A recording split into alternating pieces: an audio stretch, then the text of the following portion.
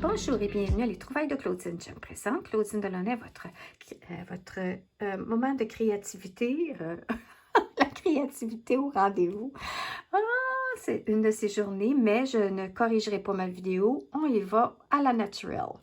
Alors, aujourd'hui, je voulais vous montrer un autre moment que je me suis sentie un petit peu blonde, fait une blonde de moi-même.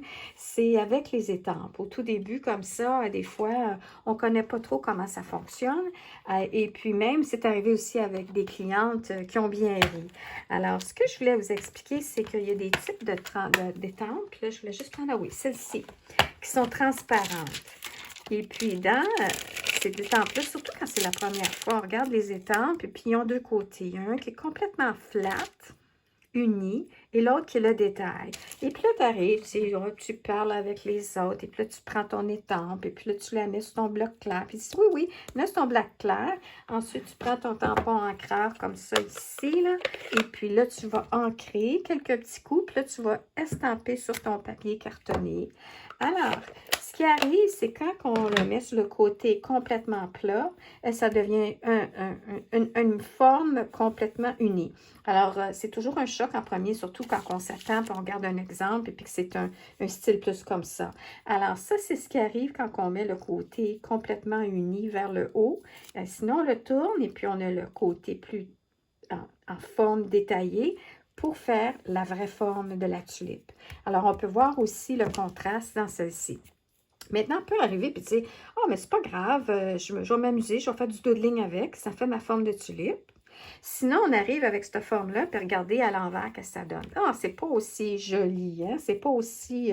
que si je fais, ça a l'air d'une tache. Puis c'est ça qui est arrivé dans le passé avec un autre jeu d'étampe, puis une de mes clientes, elle là, ah, OK. Alors, on rit bien la première fois. Maintenant, j'ai appris dernièrement que, hey, on peut arriver puis faire de quoi avec ces erreurs-là, qu'on peut créer quelque chose avec. Et puis, je vais vous expliquer, c'est que de temps en temps, Stampin' Up crée des formes, des jeux d'étampes comme ça. Voyez-vous, il y a la forme tache, il y a la forme détaillée, puis là encore, la forme plus détaillée. Ça, c'est comme un 3 étapes. Sinon, de nos jours, c'est beaucoup plus des 2 étapes.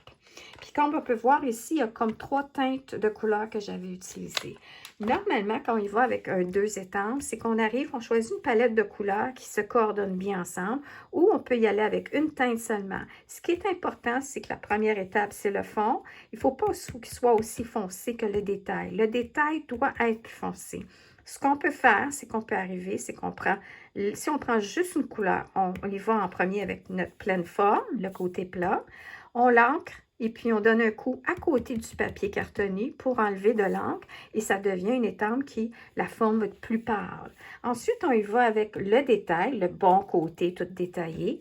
On réancre dans la couleur choisie ou la même couleur, mais là, on ne donne pas de petits coups avant là, pour enlever de l'encre à côté. On y va carrément sur la forme. Ça va vous donner 2 étapes avec une étampe. Maintenant, je pense que ce qui est important aussi, c'est que testez vos couleurs. Parce que des fois aussi, les couleurs, surtout quand on ancre les tampons encreurs, fraîchement ancrés, là, que vous avez mis de l'encre la veille, parce que normalement, il ne faut pas utiliser ça, surtout après avoir réancré votre tampon encreur. Testez avant sur un papier pour voir la différence, les tons, après un coup, même peut-être des fois 2 coups. Sinon, regardez aussi les techniques monochromes et puis aussi les palettes qui s'ajustent bien ensemble, qui se coordonnent bien ensemble. Alors, comme on peut voir ici, mais ça, je me souviens plus, j'avais comme un aqua, un bleu marin, puis un autre bleu nuit peut-être. Mais j'aimerais bien ça voir la palette que j'avais choisie pour celle-là, ça fait longtemps. Mais peut-être que je l'ai en vidéo quelque part. Bref, alors c'était ce que je voulais vous partager aujourd'hui comme truc et astuce. Alors, je vous souhaite une excellente fin de journée ou soirée et à bientôt.